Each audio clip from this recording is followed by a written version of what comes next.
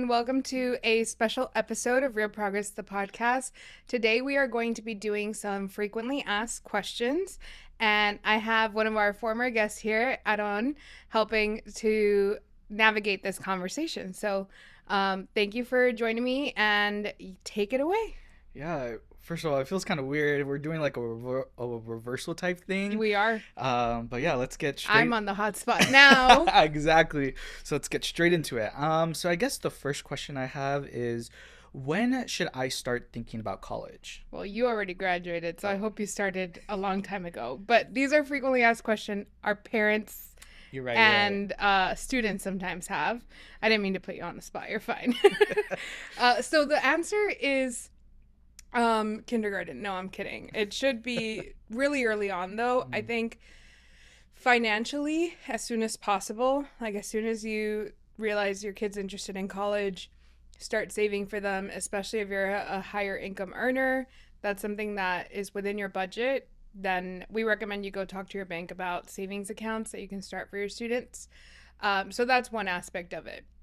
As far as students and the academics of it, I think middle school is really it. People think that they can wait until junior year of high school to start thinking about this. But especially if your student is interested in science, technology, engineering, math, they need to be calculus ready by the time they graduate, which means in 8th grade, they need to be taking Algebra 1. So that is the most important choice they make in middle school, is kind of their courses. And we recommend that they do advanced classes and Algebra 1 if possible.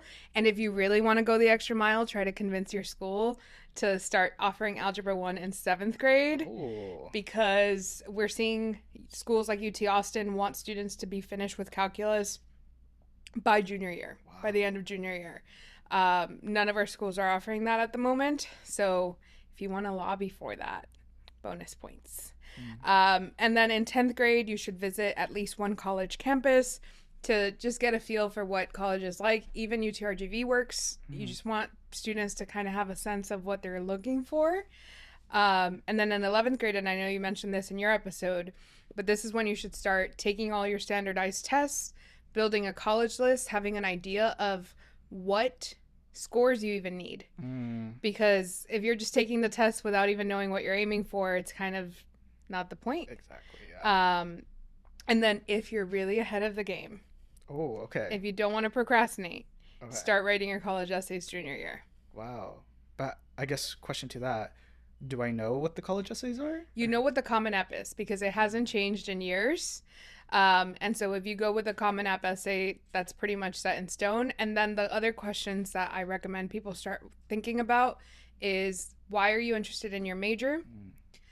What do you like about specific universities? At least start researching them and taking notes, because most schools ask you, why do you want to come here?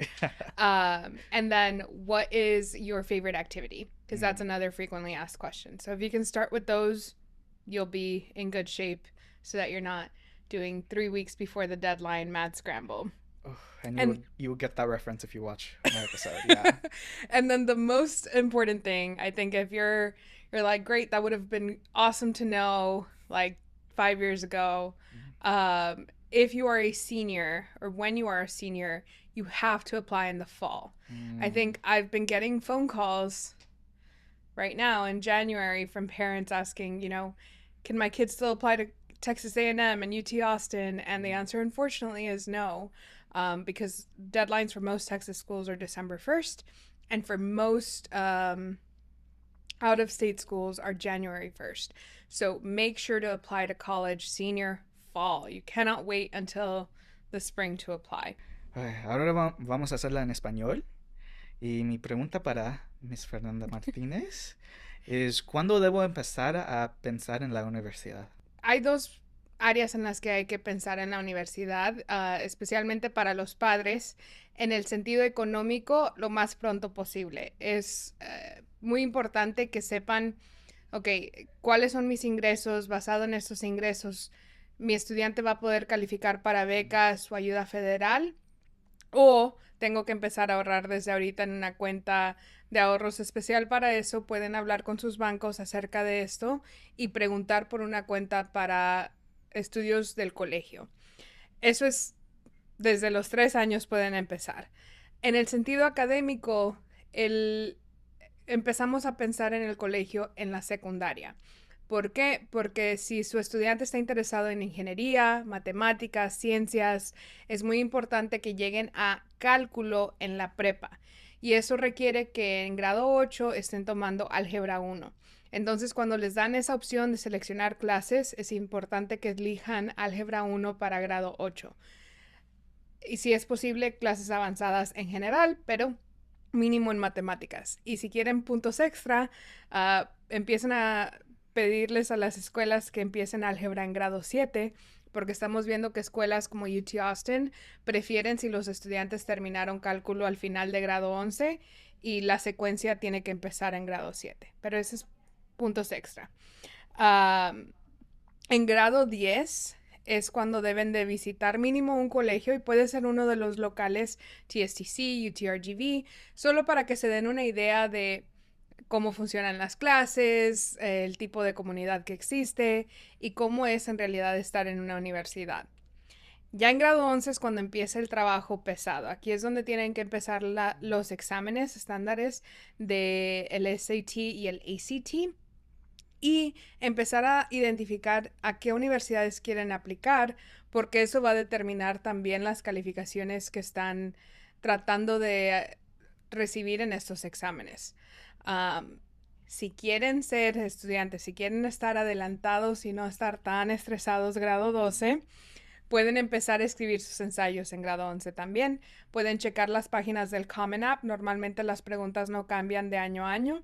O pueden empezar con temas generales como por qué me interesa mi carrera, qué actividades me gusta hacer y empezar a investigar acerca de cada universidad y tomando apuntes porque muchas universidades van a preguntarles por qué quieres asistir aquí y no puede ser algo muy general. Tienen que tener información de esa universidad. Y lo más importante es que las aplicaciones se entregan en el otoño de grado 12. Tengo ahorita padres que me están llamando, ya es enero, de el grado 12 para muchos estudiantes ahorita. Mi hijo quiere aplicar a UT Austin o a Texas A&M. Esa aplicación se venció el 1 de diciembre, como muchas otras en el estado de Texas, y luego en el 1 de enero, o la primera semana de enero, se entregan muchas a nivel nacional. Entonces es importante estar atento a esto en el otoño de grado 12. So thank you. My second question for you is, what are colleges looking for? Okay. There are 3 numbers that colleges care about. I actually don't know if you have heard this spiel, but there are 3 numbers colleges care about. The first is their first year retention. So it's, are you going to make it to the end of your first year in college? And the reason they care about this is that oftentimes students drop out before their first year, and that makes the school look really, really bad. The second is the student likely to graduate? Again, schools really care about having a high graduation rate, and so they're really looking for students who are not just going to like show up, be there for a semester or two, and then leave. They want to make sure that this is someone who has the ability to stick it out and graduate. And then the last one, this is the most fun one, you're going to soon join this club, is will the student like it here enough to give back as an alumni? This is when you start getting all those emails and letters and phone calls from the alumni center being like, hey, would you like to donate? And in order for you to feel compelled to donate or to give your time, you kind of have to like the school. Yeah. And so that's the other number they care about is what's the likelihood of a donation in the future? That makes sense. So given those 3 numbers, this is how colleges kind of figure out if you're likely to meet those 3 numbers. The first category, there's 4 criteria, and the first is grade and academics. So this is your GPA, your SAT, ACT scores. Anything that could be considered academic falls under this quadrant. The second one, and that helps them determine if you're going to make it past your first year, right? Like, are you going to be able to handle this course load? The second one is letters of recommendation, and that tells them about your character, about your mindset, again, addressing that first number, but also graduation. Right? Are they going to be able to stick it out? Have they done things that require commitment? So similarly, they look at extracurriculars as their third criteria. has the student committed to anything before for longer than a year, ideally? Do they stick it out when times get hard? Do they have discipline? Do they have grit? All of those things. And then the last one, and everyone's least favorite, I think, is the essays. And this is where they really get to know what you care about, who you are. And that's the piece of, will the student like this school? Because now they're seeing, okay, usually the types of students that thrive here have these qualities or talk about these things. And so we want to make sure that we are picking students who also are going to like it here. This is where we talk about best fit. So those are the main things that colleges are looking for. Okay, ahora en español, ¿qué buscan las universidades?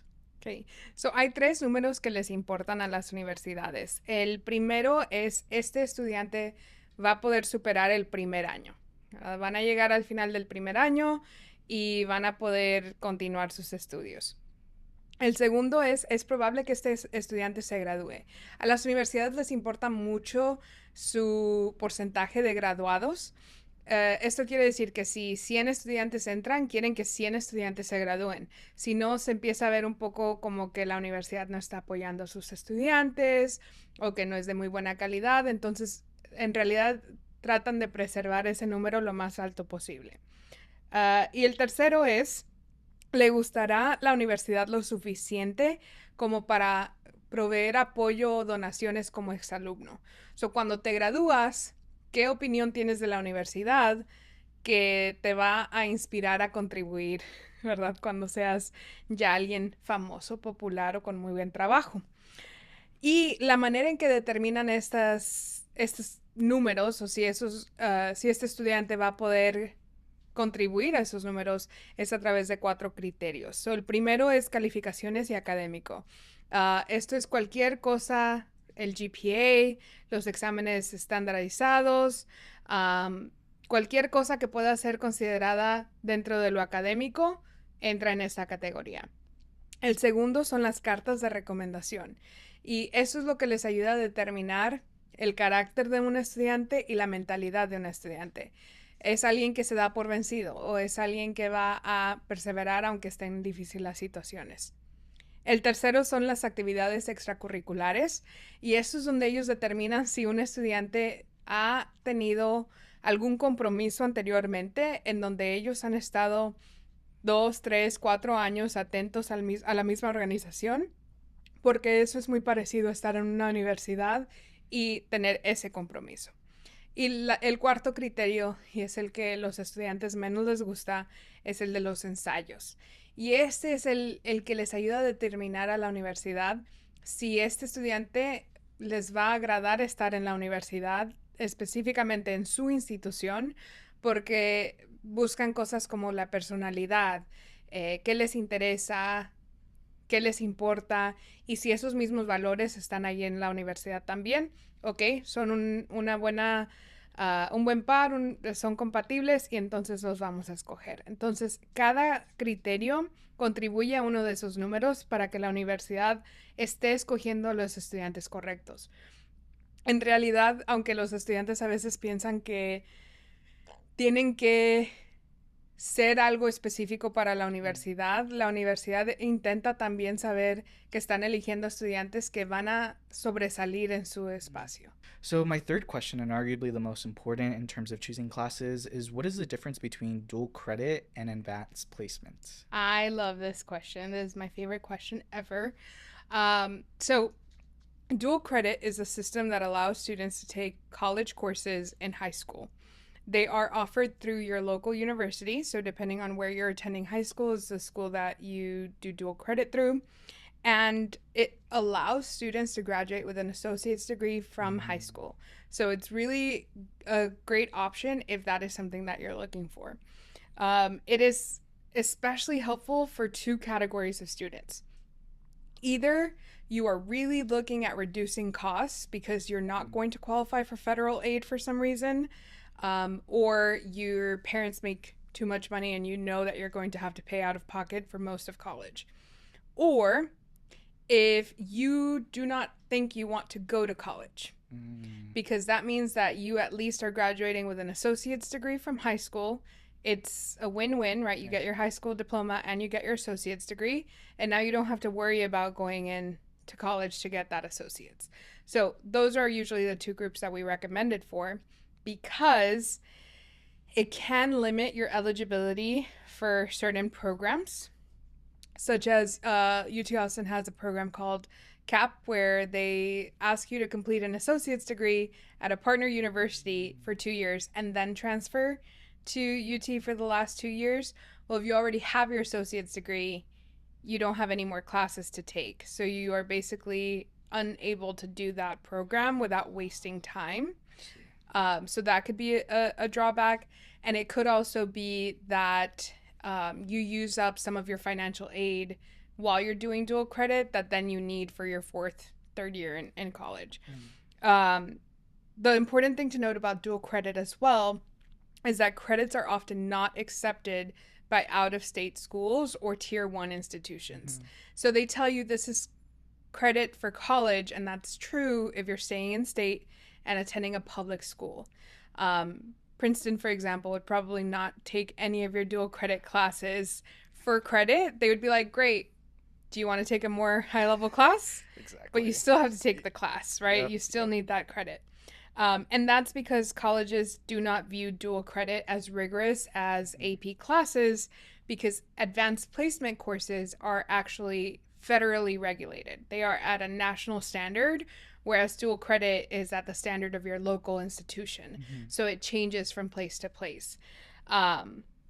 So if you are a student, or if you're a parent of a student who's looking at really high-level institutions, tier 1, we recommend that you aim for advanced placement classes rather than dual credit, because it's going to be better for admissions, but it's also more likely to be counted for credit if that's something you care about.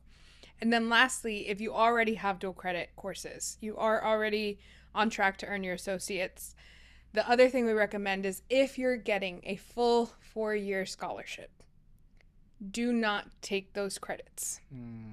Take advantage of your full 4 years in college, because you can do internships, you can have more time to prepare for your career, have more time to develop relationships with professors, all of which are important if you are not only looking to graduate college, but also be career ready, right? So long story short, AP over dual credit for anyone that is for sure going to college and interested in trying for some of those really high-level schools. Ahora en español, ¿qué es la diferencia entre dual credit and advanced placement? Okay.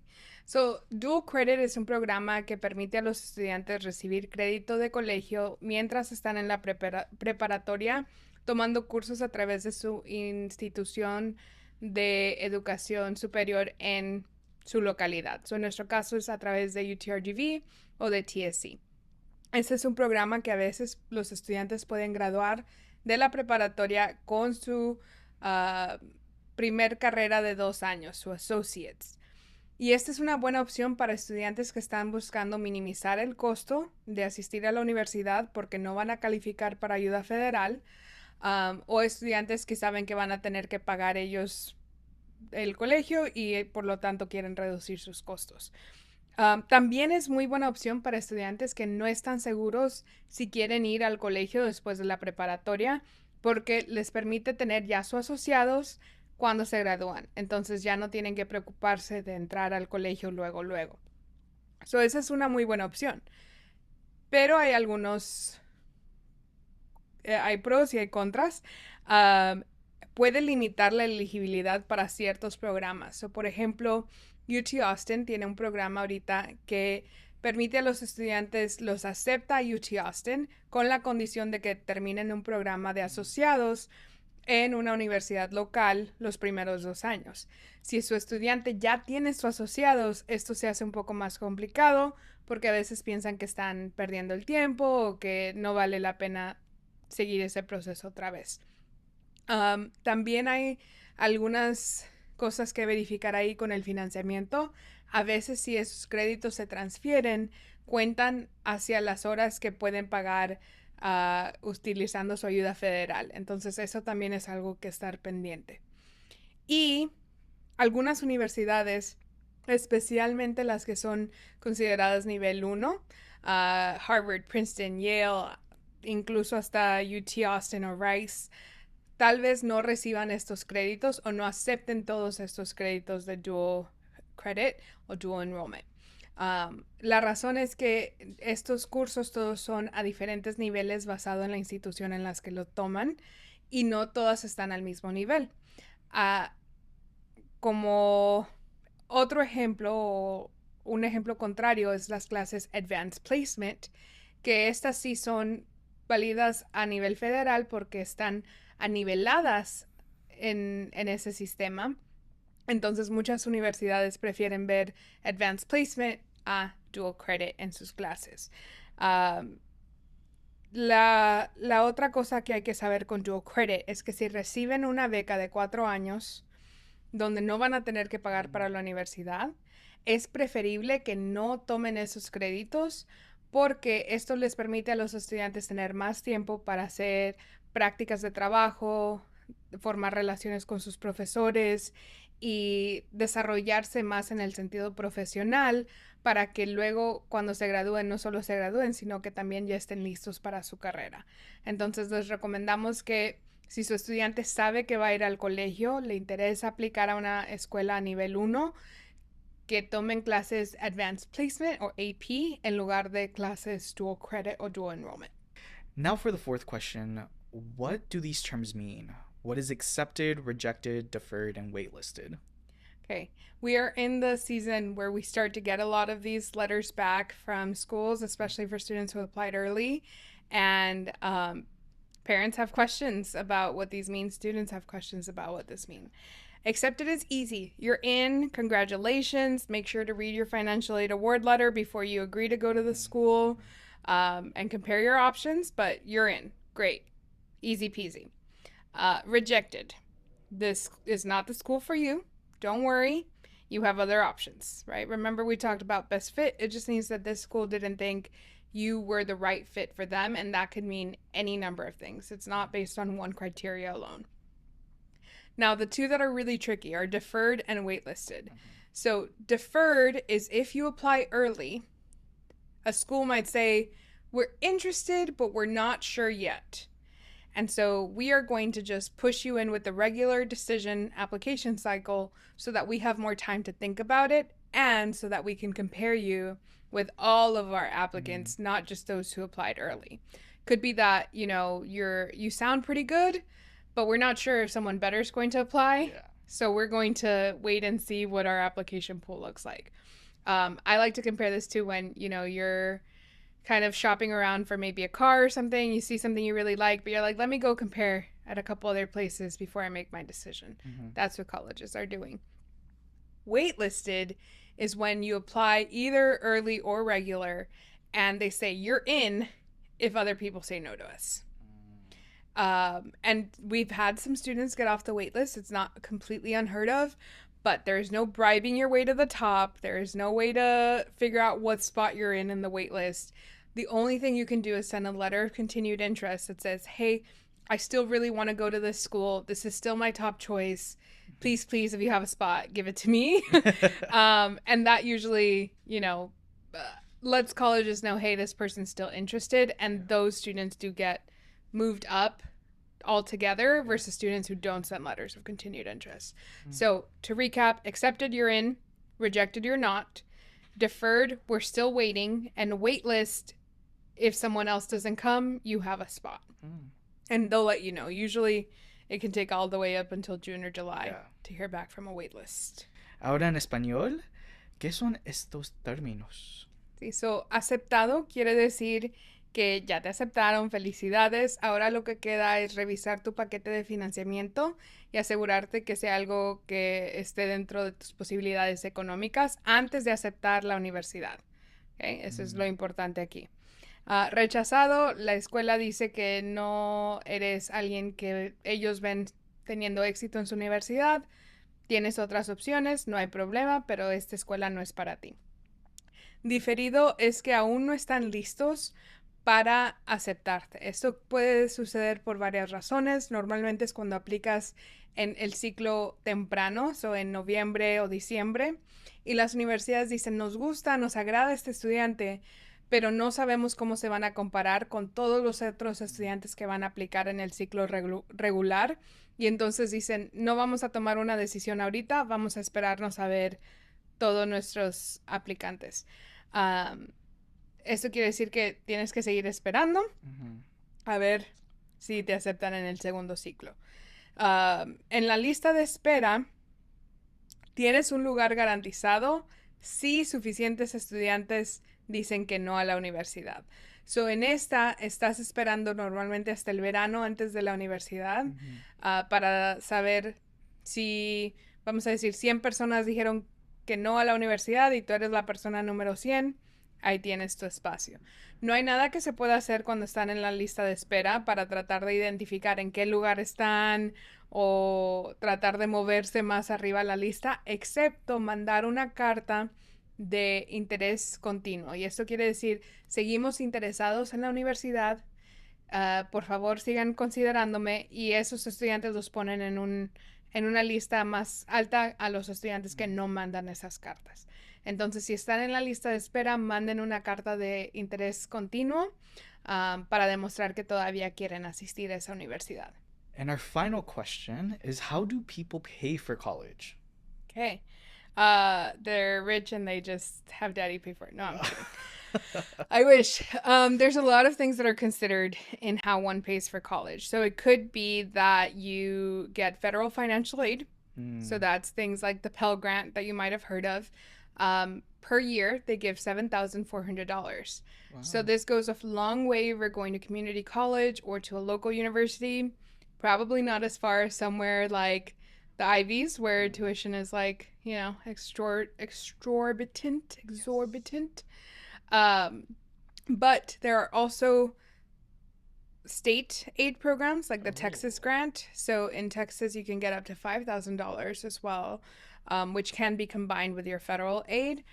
And then you also can get institutional aid. So the one that I specifically want to talk about is the Tuition Advantage program from UTRGV, because most of our students both qualify for entrance at UTRGV and for this program at UTRGV. So the requirements are that your family of 4, an average family, makes less than $125,000 a year, that your student or you as a student meet a minimum of a 19 on the ACT or a 990 on the SAT, or you're in the top 25% of your high school graduating class.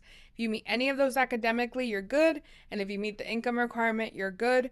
The rest is that, and this is the part that a lot of people forget to do, you have to be admitted to UTRGV by April 1st. The deadline for UTRGV isn't until like June or July, right before your freshman year of college.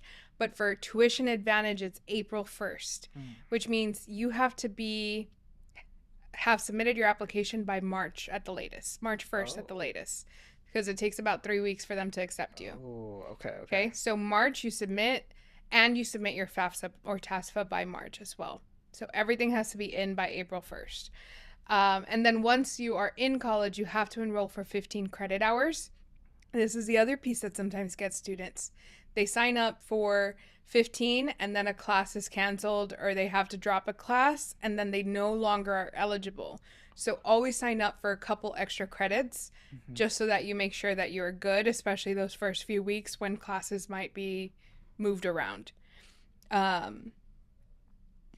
Voy a platicar un poco acerca de Tuition Advantage en particular cuando se trata de pagar por el colegio, porque este es un programa donde la mayoría de nuestros estudiantes califican tanto como para UTRGV para ser aceptados y para este programa. So, requiere que el ingreso familiar sea para una familia de 4 menos de $125,000 al año.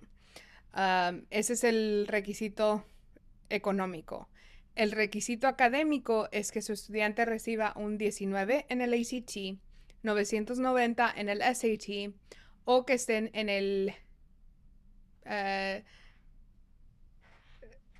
primer cuarto de su clase, o sea, el cuarto más alto de, de calificaciones. También, y eso es lo más importante porque es donde muchos estudiantes fallan, tienen que ser admitidos a la universidad para el 1 de abril. Eso quiere decir que la última fecha para entregar su aplicación es en la primera semana de marzo para asegurarse de que tengan tiempo que la universidad la revise y los acepte para el 1 de abril. Y esto también incluye el FAFSA o el TASFA. Todo tiene que estar completo para la primera semana de marzo a más tardar. Si lo pueden hacer antes, mejor. El otro pedazo de esta ayuda es que tienen que asegurarse de tomar mínimo 15 horas al semestre, en el sentido de cada clase vale ciertas horas y hay que tomar 15. Donde muchos estudiantes a veces pierden esta ayuda es si se apuntaron para 15 horas y luego tuvieron que dejar una clase porque estaba muy difícil o el horario no se acomodó y ahora bajan a 13 créditos y ya no califican para esta ayuda. Entonces, son 3 componentes: lo económico, lo académico y el aplicar a tiempo. Y luego ya cuando tienen eso, es importante mantenerla a través de esos créditos. So my last question is, what are scholarships? Scholarships are this free money, but there's a lot of buts with it. Usually you have to apply for them, and you can apply for them as early as middle school. Oh, wow. And as late as grad school and beyond, right? You can apply to scholarships at any point. Students can keep applying to them while they're in college. I don't know if you did, but you're allowed to still apply while you're in school. And this money is usually given from an outside organization. It could be a foundation, it could be a nonprofit, it could be a business. And what they do, because this is the question I get, is not just what are scholarships, but who gets the money? It goes straight to the school. So basically, you link up the organization in your school and you say, hey, school, this organization is going to pay you money on my behalf. And so they do that, they send it on your behalf, and the school goes, okay, we got to cover your tuition, cover any fees, cover any charges first. And then if there's money left over, we will send a direct deposit to you, and that's what's known as a refund. So most money goes directly to the school first. There are some exceptions. Local scholarships are great because usually they just give you a check. I know you had to go pick one up from your school, I think. Yeah. And it literally is just a check written out to you, right? So you can use that for whatever you need to use it for first. Sometimes you're going to get in financial aid award letters this thing that's called overfunded. Oh. And it says you are overfunded. And what that means is that you have more scholarship money than what you need to pay for your tuition and your fees. Now, that's great. It means that you just get a refund and you can use that for your books, your transportation, your toiletries, anything else you might need. But the thing to be careful with here is that some schools are tricky and sneaky and they say overfunded, but they mean loans. Oh. They mean that they've given you enough loans to cover and then some. Wow. And so you have to be careful with, is it overfunded in scholarships or is it overfunded in loans? Because if it's overfunded in loans, you're not really overfunded, right? You're still having to pay that money. Exactly. And then how long do scholarships last? Depends. You have to read the terms of each scholarship. Some are going to be just for 1 year, like the one that you picked up the check for. It's just year one. That's it. And some of them are going to be for all 4 years. And then some of them are going to be for as long as you're in school continuously. Yeah. And so making sure that you're reading those terms is really important. The other thing with scholarships is as long as you maintain your eligibility, which also might have some GPA requirements and some submitting paperwork on time requirements. Ahora en español, ¿qué son las becas? Sí, las becas es dinero gratis para ir a la universidad. Tienen que aplicar los estudiantes normalmente para recibirlas. Pueden ser a través de negocios, organizaciones, incluso a veces distritos escolares. Y estas pueden ser aplicadas para pagar cualquier cosa educacional, cualquier gasto educacional. El dinero, porque eso es lo otro que me preguntan, ¿a dónde va el dinero o quién lo recibe? Va directo a la universidad o a la institución. El estudiante es responsable por conectar la institución con la beca y asegurarse de que ese dinero sea mandado en su nombre. Ya cuando la universidad lo recibe, se aplica a los gastos de colegiatura, cualquier costos adicionales que tiene la universidad. Y luego, si sobra algo, se lo mandan al estudiante y ahí es donde ellos lo reciben. Um, a veces hay situaciones donde la universidad dice, ok, tienen más dinero de lo que necesitan y les regresan ese dinero. Pero también hemos visto universidades que dicen, ay, felicidades, tienes más dinero de lo que necesitas. En inglés lo dicen overfunded y en realidad no es a través de préstamos. Entonces hay que tener cuidado con estos términos y asegurarnos de que en realidad sea dinero gratis y no dinero de préstamo. Y las becas duran tiempos variables, depende de cada beca, entonces es importante también leer los términos de cada una para saber si va a ser un año, si van a ser 4 años y qué es lo que tienen que hacer los estudiantes para mantener esa beca, si es calificaciones, si tienen que entregar ciertos papeles a tiempo. Por ejemplo, una de las becas que yo recibí requería que cada año entregara mis calificaciones y si no lo hacíamos a tiempo podíamos perder la beca. Entonces tienes que entregar tus calificaciones, tienes que entregar el bill, ¿verdad? De la universidad para que te den esos fondos. Entonces siempre lean bien las reglas de renovación y hagan todas las preguntas que tengan acerca de las becas antes de aceptarlas. Thank you for joining me for a frequently asked questions episode. I hope that this answers some of your questions out there. Is there anything else that you think is a frequently asked question that I didn't get to? No, I think you covered them all. I hope this helps everybody who's watching, who's listening. So yeah. All right. Thank you for joining and being host for the day. Thank you. Thank you for having me. All right. Yeah. And that's a wrap. Thank you all so much for watching this podcast and following along with us. If you really liked it, please feel free to subscribe on YouTube, Spotify, anywhere that you might be listening to this. And if you want more information about the work that we do, you can go to realprogress.org or you can follow us on socials at Rio Progress.